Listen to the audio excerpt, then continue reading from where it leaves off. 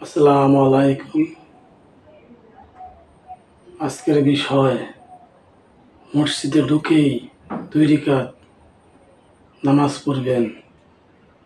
সেই বিষয়ে বাংলাদেশের স্কলার মাওলানা মিজানুর রহমান আজহারি মুখে শুনে মসজিদে ঢুকেই 2 রাকাত।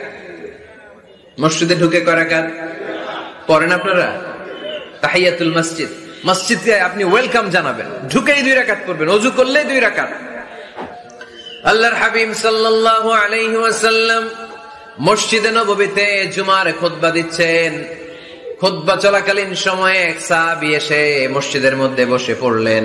আল্লাহর হাবিব সাল্লাল্লাহু আলাইহি ওয়াসাল্লাম সাহাবীরে বললেন দাঁড়াও। সাহাবী দাঁড়ালেন।